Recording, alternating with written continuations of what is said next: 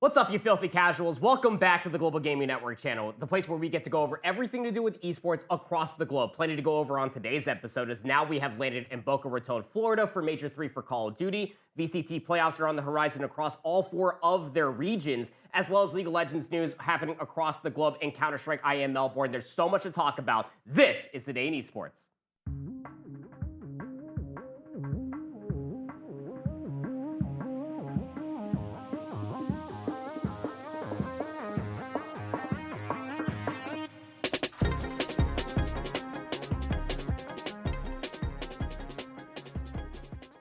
What's going on, everybody? Thank you so much for joining us on this fine Thursday for another episode of Today in Esports. As I was saying in the intro, we got so much to go over, but I'm not doing it by myself, as always, joined by Chris. How's your week been going, man? It's been great. We had League of Legends this week, which I was really happy about. But as you said, Call of Duty is beginning today for Major 3. So why don't you give us the rundown on that? I would love to. Yeah, as Chris was already alluding to, we do have Call of Duty happening today. Major 3 is starting off today with all of the winners bracket action, and there's so much to go over. So here's how the qualifiers did pan out as far as the last week for the final week of qualifiers. Again, we do have 5 full qualifier matches that were played out, and here's how the seeding did shake up ahead of the Major 3 that is happening this weekend. LA Thieves are back in the #1 seeded spot. Boston Breach, actually in the 2nd seed. I mean, that has to be one of their highest placings so far, starting in the Major. Excited to see what they do, but anywhere from bottom 8 down, Minnesota, Vegas Falcons, Cloud9 New York, and LA Gorilla Mates are all going to be starting off in the lower bracket, and that's exactly where they're going to be waiting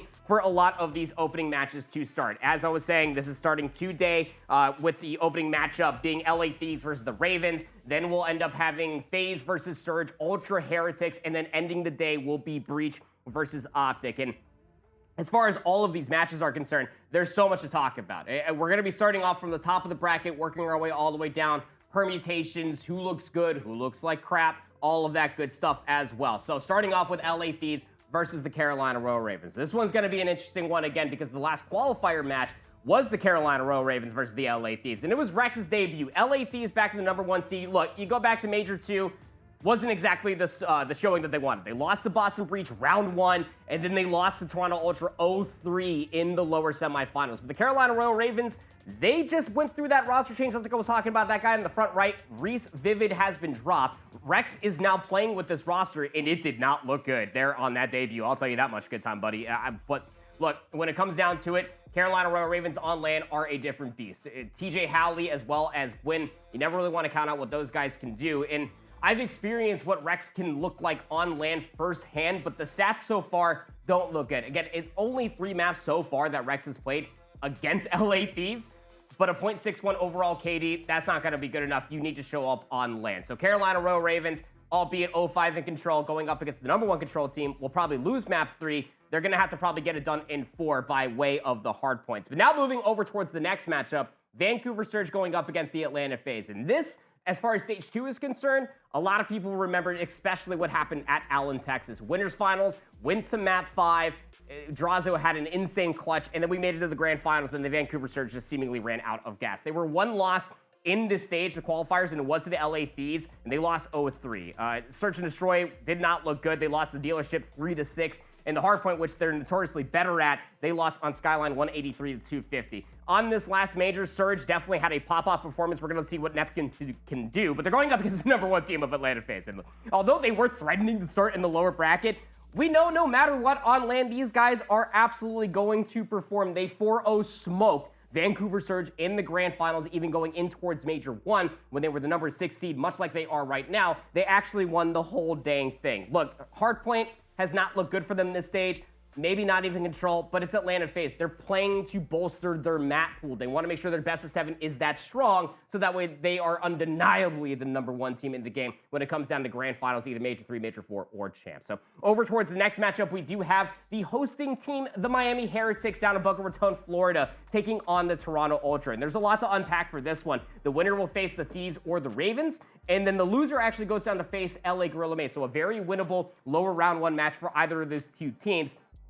And we'll explain more here. Super is leading the league right now in Search and Destroy KD. 1.63 with a 69% opening dual win percentage. Super is 7th overall in the BP rankings. Rancor is number 9. They have a very good AR duo. But Toronto Ultra, though, They're down -5 aura. Beans will not be playing with this team. We're going to be talking more about that in the latter half of the Call of Duty segment, but still, it's one of those things that Ultra are a top 3 team in the game. And I truly do believe that even when Beans is not there, they're going to be playing with a substitute player. CleanX and Insight over the years of the CDL era have constantly been in a top 5 stature, no matter the SMG duo or AR flex that they were playing with. And Joe Thieves, not gonna lie, big fan of him. He's playing some unreal Call of Duties. And now the final winners round 1 match of this evening. Optic Texas will be going up against the Boston Breach. It's a battle of the greens, and honestly, I don't think anybody had the Boston Breach in this situation. I mean, they did have an easier strength of schedule. You can maybe make that argument, but they did end up beating LA Thieves, like I was talking about, in a winners round 1 of Major 2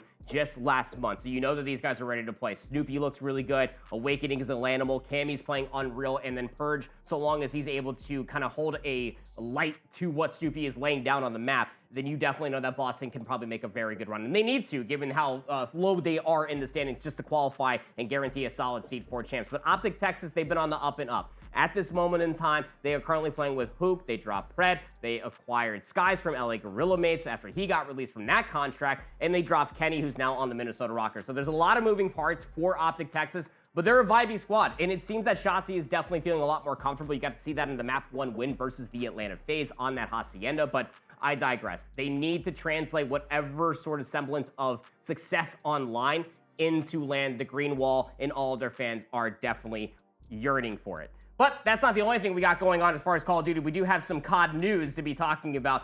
Omit, owner of Rafi. You might know Omit as they have all of these teams in Challengers. They are the #1 Challengers organization, clearly, but still, he has taken to Twitter just to talk about how he needs to make some org chats with other org owners that can talk about other teams and players that are scamming behind the scenes. Let us know what you think about that one and all of the drama that subsequently followed from that one. But we also have Benjamin Beans. He won't be at Major 3. Like I was talking about it in that head-to-head versus the Miami Heretics. He cannot compete in Boca Raton due to some visa issues, which sucks because Beans, in that aura that he brings to the team, is a clutch performer. With Beans out, Toronto is hunting for an emergency substitution, and they're bringing in Mercules. That's what I don't believe at the time of this recording anything officially has been stated, but we all know it's going to be happening.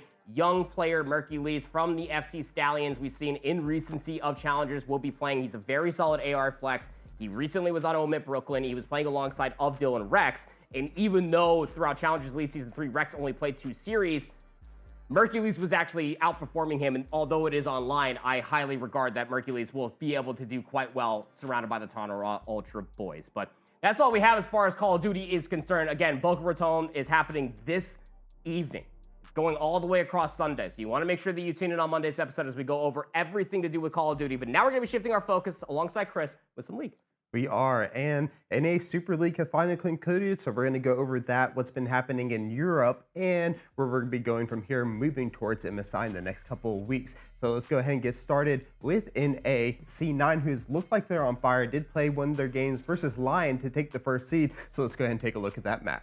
And jumping into the Rift, as I said, this would be the match that allowed C9 to get the first place spot. But let's take a look at it. Both teams are, juggling here to get first blood, but it is going to be Blabber who picks that up on the Sejuani. C9 has done such a good job after their week 1 loss and split 2 to 100 Thieves to come back and win all these games straight. So now they're going into it. And let's see, once again here, just the team play that we see out of them. They're going to get in here. Loki's going to be hitting the big ones, going to get all that damage out. And they're just going to outplay Lyon. Lyon, who's looked really good coming up into it, have been struggling against some of the top teams, but C9 has said, you know what, we're a top team, we're going to show it, and they've done such a good job here. They're going to go ahead and pick up this Baron as well, the kills. And what can we say? Loki, Blabber, Thanatos, Sven, and Vulcan have just done such a great job. You really can't pick out who's been the best out of the team, as they are probably the best performing team so far in NA as a whole right now. They did take down FlyQuest as well in the Super Week back on Saturday, I believe,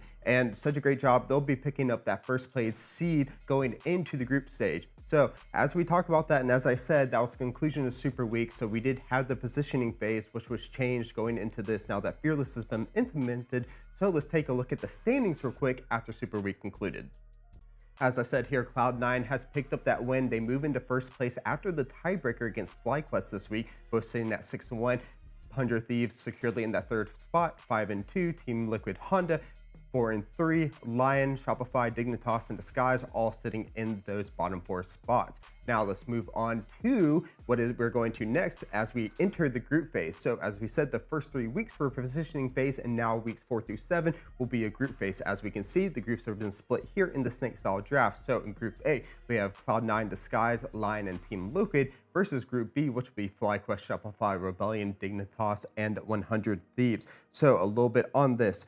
Weeks 4 through 6 will be group play, where they'll play against each other and get seeded in groups. Week 7, though, the groups will then play for seeding. The top 2 of each group will play for seeding going into the playoffs, and then the bottom 2 will play in elimination matches to see who gets eliminated. But remember, only the top 6 move into the playoff stage, so they'll be battling out to see who will be able to get those. All right, and let's take a look at the schedule for the first week of the group stages. So we'll have FlyQuest versus 100 Thieves and Team Liquid versus Lyon on Saturday. And then on Sunday, we'll have C9 kicking it off versus Disguise Toast and Shopify Rebellion versus Dignitas. And that's a wrap up for LTA North, but let's go ahead and jump over to Europe, as they did have some matches on Monday as well, as they continue their group stage heading towards playoffs.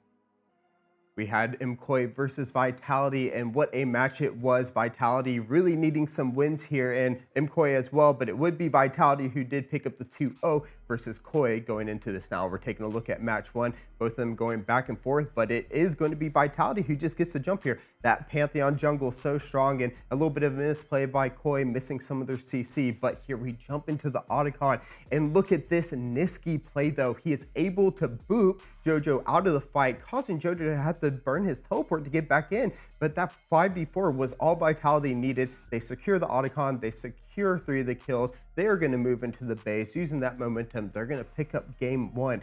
And KOI, who was looking so good after their initial first week versus the top teams, kind of hit a roadblock here, and they're going to go ahead and lose this first game 1. As I said, there they are picking up some of those kills, but game 2 didn't fare so much better for KOI. Look at this. They're going into this and they need to pick up this win, but Vitality says, well, not today. We're going to use this momentum. We're going to go. JoJo's going to get caught out here. A nice flash E by this Rise is going to catch him. You can't get away from that doggo. He is going to pick up first kill on the Nefiri, and this is exactly what they need. They started playing through this first blood. They're going to get the momentum. They're going to keep catching out members. Despite the Drake getting stolen by KOI, it doesn't matter when your whole entire team dies. They can't do it. They tried to get the Gnar ultimate off. It's not enough. They're going to lose 4 members once again. Only Supa getting out. But again, look at this play. Vitality able to actually clean up their macro play. They're going to go ahead and get more team fights, get the kills that they need, move into the base, and they're going to be able to use the lead and continue it on. This allows them to even up their series score going into 2 and 3 after the weekend concluded, although KOI still stands on top of the table as they do have more map wins over Vitality at the moment. But now we are moving into a fun segment for LEC. They have decided to introduce the road trips into LEC. So we saw KOI lose, but they will be hosting the LEC road trip in Madrid, Spain this weekend at the Madrid Arena. So looking at Saturday, Sunday matches, which will be held in Madrid, we do have G2 versus Giant X, G2 versus Fnatic, and then MKOI versus Fnatic and MKOI versus Giant X. Monday will be held back in the LEC Arena in Berlin, which will have Team Heretics versus SK and Team BDS versus Vitality. Let's go ahead and take a look at those standings though. As I said, Carmine Corp looking good. They're back to their winning ways and in first, 5-1. We have Fnatic, G2, BDS, Team Heretics, and SK sitting in the middle of the table. KOI, Vitality, Rogue, and Giant X are sitting at the bottom, and we'll want to start finding those wins before we start heading into playoff time. So much happening with League of Legends, and that's only just a handful of the regions. I mean, let's not forget you do have the LCK and the LPL to keep in mind as we have MSI on the horizons. But we're going to see in everything in the Riot sphere, per usual, we're going to shift our focus over towards VALORANT, starting off with the Americas. And much like how we had for Call of Duty, their playoff bracket is actually starting tonight as well. We got some great winners round 1 matches. We had a really good conclusion as far as the group play is concerned for VCT Americas, and it really feels like that it's all up for grabs. For across all 4 of the regions, for VCT, if you make it top 3 for playoffs, you qualify for Masters Toronto. That's exactly what everybody's going to be playing for. Here is the Americas current standings. As you see, 2G, Loud out of Group Alpha, NRG, Leviathan and Furia out of Group Omega. Those will be the ones that are actually eliminated. But for Group Alpha, Crew Esports, number 1 seed, especially with their wins over 100 Thieves and Sentinels. EG do find their way into the playoff bracket by besting Crew Esports 2-0. G2 Esports, clearly the number 1 team still, but as I was saying, NRG, they did best Leviathan. So they're going to be down there in lower round 1. They're going to be waiting for the loser of MIBR and 100 Thieves, and also on the other side, Evil Geniuses waiting for their loser round 1 matchup. But Crew and G2 are going to be waiting for the winner of 2 different of their matches, and here's the playoff schedule. Like I was saying, tonight, we will have MIBR going up against 100 Thieves and Sentinels going up against Cloud9. Now, the winner of MIBR 100 Thieves will then have to go on to face Crew, and then vice versa, G2 will then be facing, or I'm sorry, I said that backwards, G2 facing MIBR 100 Thieves, and then you have Cloud9 taking on, more than likely, Crew. So it's going to be an interesting showcasing as far as VCT Americas is concerned. There's a lot of good competition, and there's going to be so much unfolding throughout the entirety of the weekend. We're going to go over all of the matches for VCT Americas on Monday, as then we are going to have a little bit of a hiatus until May 2nd, where we're going to see at least the top 2 teams going in towards playoffs. Yeah, and heading over to Europe, though, of course, we have to take a look across the pond as well. They're in their last week of group play, so we'll have to see how they stand out, as we do have matches started yesterday, going on today and Friday before they start moving into playoffs. So looking at a couple of those matches, we did end up having BBL versus Foot. BBL end up winning 2-0 versus Foot, so good job to them. Giant X versus Apex, the bottom 2 teams, one of them looking for the consolation prize in the win. We did have Giant X picking up the 2-0 versus Apex, allowed them to at least get 1 win, but both are going to be out. Now, taking a look at the schedule, as I said yesterday, we had BBL Foot, Giant X, Apex, but today at the time of the recording, we'll have General Mates versus Koi and Vitality versus Navi, and then tomorrow we'll have Team Liquid versus Carmine Corp and Fnatic versus Team Heretics. Now, taking a look at those brackets, once again, though, as I said here, we do have Team Heretics, Fnatic, Vitality, and Navi all will be moving on. Group Omega still has some games to be played. BBL, Team Liquid, Foot, and Carmine Corp will be playing. General Mates possibly could have a way back, but with that round differential, it'll be really hard for them to get back over Carmine Corp, who, of course, is sitting 2-2 as well right now. So we'll have to see how everything plays out for the rest of today and tomorrow. We'll be back on Monday with those roundups and seeing who will be moving on to the playoff stage next week for EMEA. Yeah. Again, that is just 2 of 4 regions. You do have the Pacific region kicking off, and I believe that the Chinese region is also underway with their playoffs as well. Always interested to see what my boy Kang can do in that region. So be explosive again. Masters Toronto is right around the corner, but don't tell mom today we're not putting the games on the shelf. It's all games today, as now we're going to be shifting our focus over towards Counter-Strike. Now, they have a very busy schedule. IEM Melbourne is more than well underway. They got through all of their group stage so far. And the way that all things are going to be panning out, it is 16 teams. They got split into 2 GSL-style groups. The top 3 of those single elimination teams will then advance into the single elimination playoff bracket. That's exactly where we find ourselves at this moment of time. The time zones get a little weird, especially here on the East Coast of America, trying to watch some Melbourne stuff, but let's get on into it. Starting off with the Group A upper quarterfinals. Mals versus Big. Mals outlasted Big 2-1, but I think it's more impressive that Big were able to take a map off of Mals at the end of the day. Mals were able to flip the script on Mirage eventually from their 13-6 upset, with the early aggression coming out from Mals' CT side, but still on Mirage, Xerxin dropped 23 kills on their forehead and also had a clutch for a 1v2, securing a 13-9 win after a 7-5 deficit. Such a vibey squad, and then they also beat them on that subsequent final map of Agents. So now going over towards the next one, Gamer Legion versus 3D Max. They got smashed. 3D Max lost 2-0.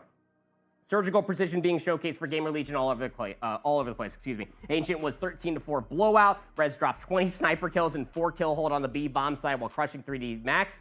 Inferno was tighter, but still, Gamer Legion got the better of them, only putting up a total of 12 rounds did 3D Max through 2 different maps. So definitely a good look for Gamer Legion. PR did go 36-22 with a 97.2 ADR and an 81.6% KAST. Gamer Legion were looking like the real freaking deal versus 3D Max. But then as far as the next series is concerned, FaZe Clan back in action versus Pain Gaming, and they took them down 2-0 in a very tense battle. Pain led 8-4 on Anubis, but Rain's 17 kills, including a 1v3 clutch, turned into a 13-11 FaZe win, with Ropes adding 15 frags. Inferno saw Brokey's 19 kills and a 4-kill T-side push clinch and a 13-11 thriller, after Pain tied it all up 9-9.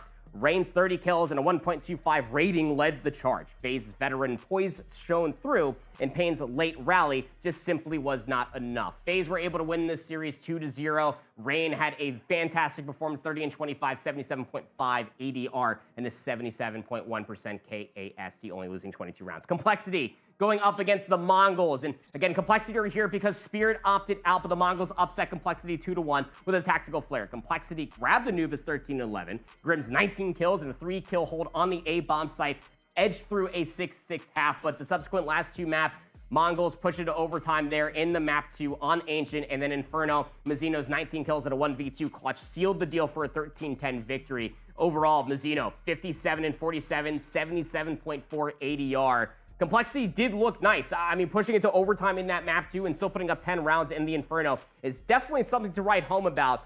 I definitely like watching this Complexity team, personally speaking, but they still have much more to do after a couple of these last rounds did get played out on Inferno. Now moving over towards the next lower quarterfinal match, we got Big going up against 3D Max. And, well, wasn't a great showing from Big ever since winning that one map versus Mal's up in the upper bracket round 1. They did push it to overtime on Dust 2, but they do lose 19-16. So very tough scenes. Lucky looked amazing in this series, 61 and 24, and an 84.9% KAST, which, if you're unfamiliar, 85% of the time, more or less, that you were getting into a gunfight for Lucky, he was walking away with a kill, an assist, or just something of the matter. The guy was definitely laying down damage on Dust 2, but still, I think there's a lot more to be talked about for Big. They'll be in plenty more tournaments to come, but over towards the last lower quarterfinal matchup for Group A, Pain Gaming going up against Complexity, and Complexity absolutely annihilated Pain Gaming, and it wasn't pretty. Train was a 13-2 massacre. CC went 18 kills, the 5-kill T-side Rampage, and then you can see on map 2 as well, just wasn't any better. 13-2, 13-6. Grim went absolutely nutso mode with a 106 ADR. And that's all as far as the Group A lower quarterfinals and everything is concerned. So things were shaking up quite wonderfully as far as Group A is concerned. Everybody has been eyeballing Mal's and what they might be able to do versus them. The Mongols not looking too bad as well. Complexity making some routes in the lower bracket, but at the end of the day, there's still so much more Counter-Strike to go over. There is, and speaking of that, let's go ahead and move on to the upper semis. So we'll be taking a look at how the teams fared after they got some of their wins. Let's go ahead and jump into some of those matches. Starting out with Mouse versus Gamer Legion. Mouse would do a little bit better. They did sweep Gamer Legion 2-0, but they did have to work for it. Jim Fat did have 21 kills and a massive 3-kill on the B-side hold to spark a 13-6 rout after they fell in the first half 5-7 on Nuke. Nuke did end up going to overtime, Rez 25 kills, keeping Legion in it, but Sphinx's 30 kills, including a 1v4 clutch, locked in that 16-13 win. Sphinx had 42 kills and a 1.30 rating, helped lead Mouse. Jim Fat's aggression was the X factor. Legion, unfortunately, just couldn't keep up. Mouse finally coming out and showing us exactly what they should and can be doing in this Group A. This is what we expected. But let's move on to the second one. Faze versus Mongols. Mongols shocked Faze in the tournament, and it was a pretty defining upset as well. Dust 2 flipped from a 7-5 Faze lead. Mazzino, 20 kills on a 3-kill CT hold, secured the 13-8 win on Ancient. It was a slow fest in overtime.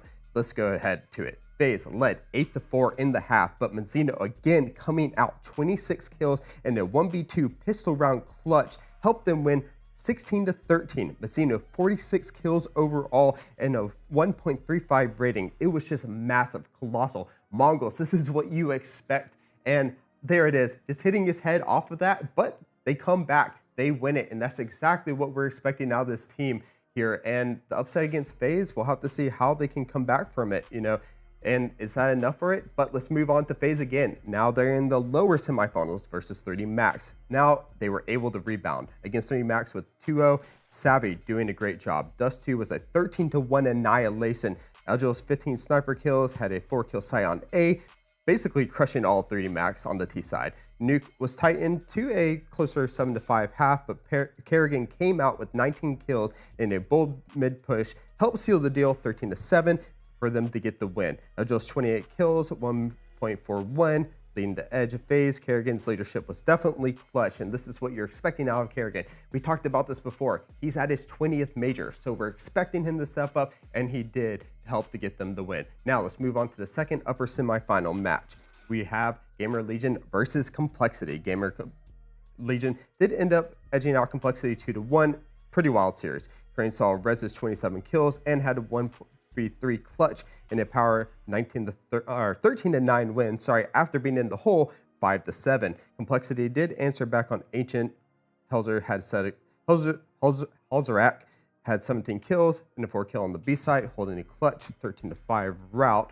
Then we're on to Nuke, and it was all PR.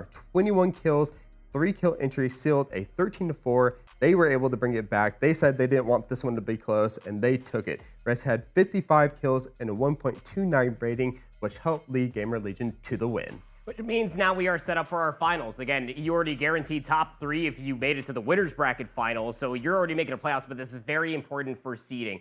In the lower bracket, though, if you lose that matchup between FaZe and GL, you actually pack your bags, you go home. So we're going to start off with the upper final. First, Mouse versus the Mongols. And again, a lot of eyes on Mongols. They did best FaZe, like Chris was talking about, but this is Mouse. Number 2 team, and I will go ahead on that limb and say it with a proud chest. Mouse did clinch Group A upper finals 2-0 versus the Mongols, earning their grand final spot. Mirage saw the Mongols go up 7-5, but Sphinx's 24 kills, a 1v2 clutch, and a 6-kill T-side streak flipped it for a 13-9 win.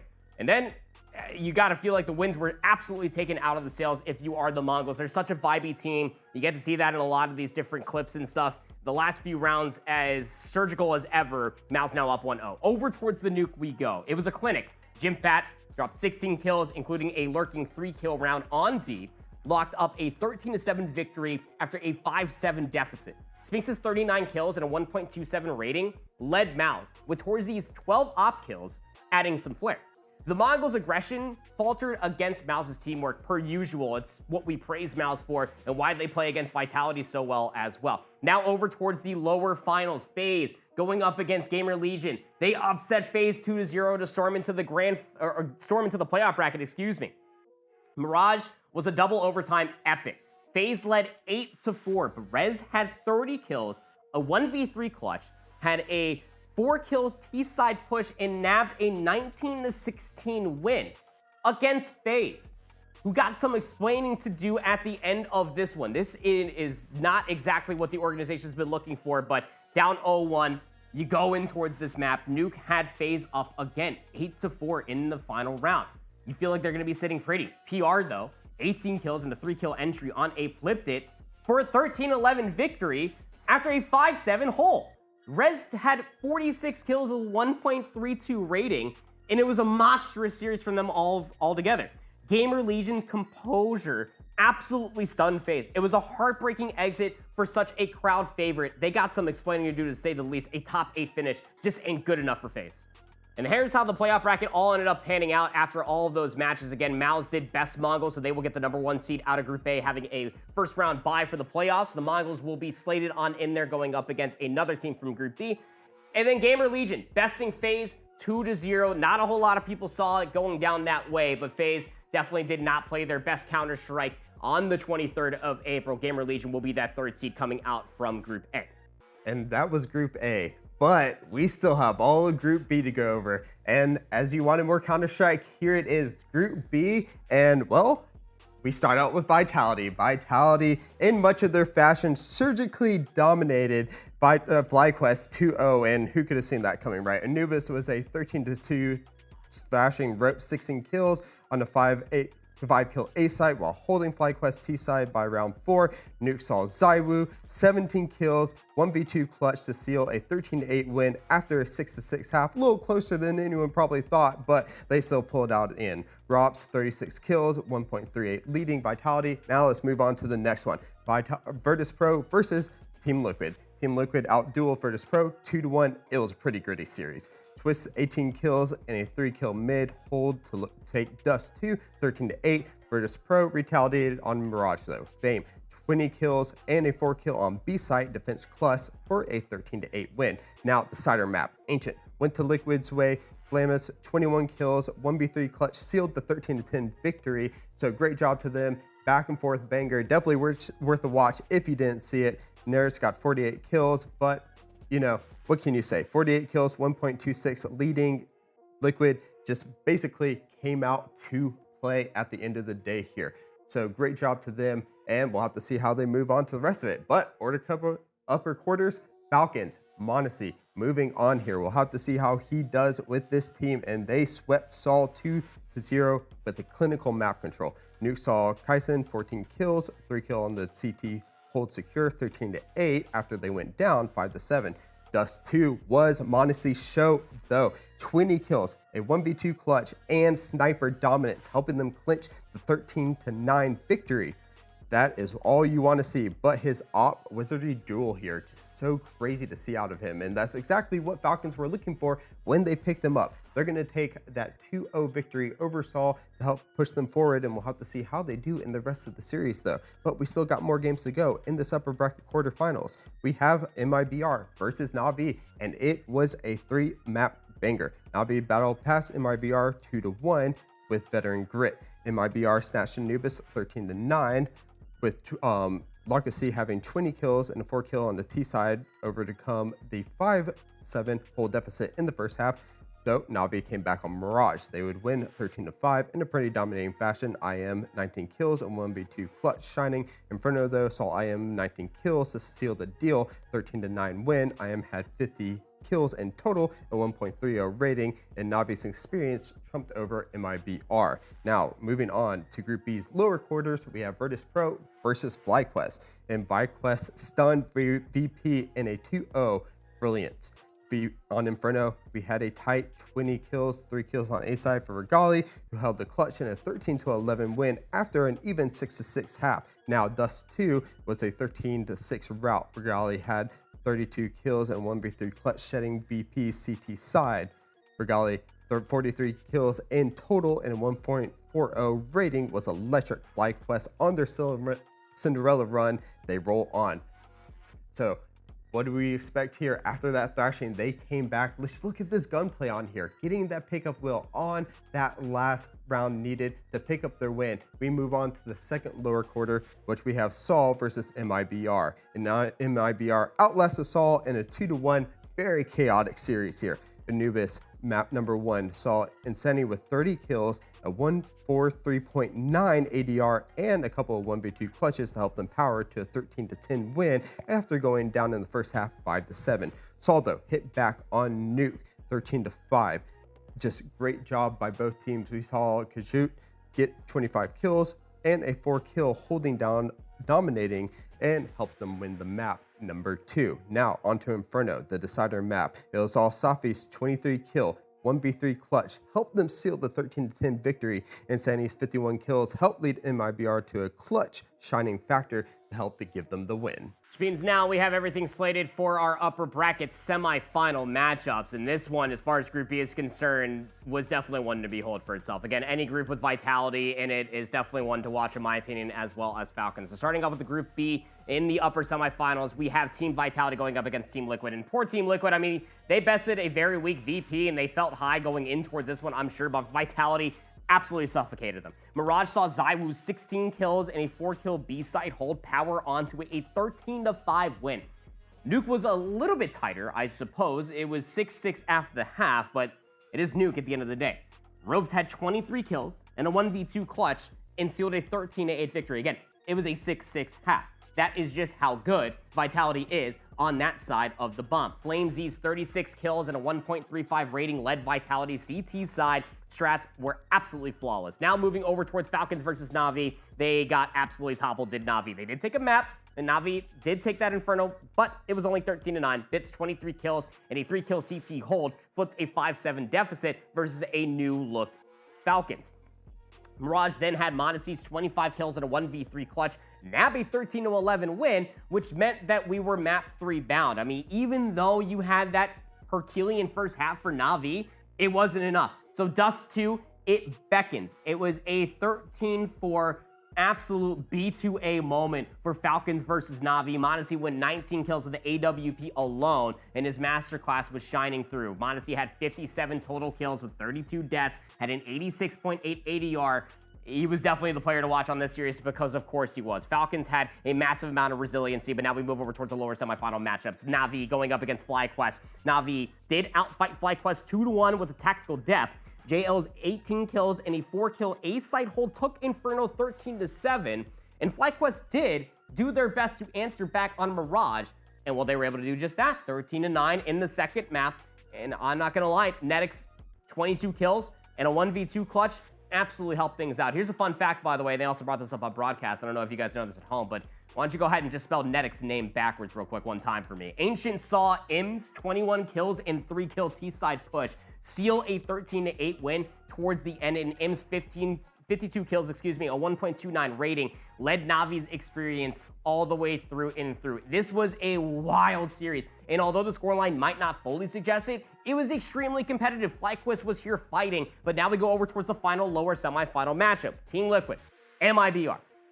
MIBR got swept. There's no clean way of putting it. It was a relentless pressure, and Anubis saw Ultimate's 18 kills with a 5-kill T-side streak clinch a 13-6 win with a 7-5 lead at the half. Nerds 27 kills and a 1v3 clutch on Ancient sealed the deal as well. A lot of frustration there for MIBR. They know that they're much better than this, but Nerds, he had such a good series here, man. 32 kills, a 1.37, completely led his team with a multi-kill round after multi-kill round on Ancient. Was so clutch. MIBR just could not find the answer. They put up a total of 16 rounds versus Team Liquid, who are battle-tested, and I'm sure that MIBR are going to feel a little bit unfortunate that their tournament will end here.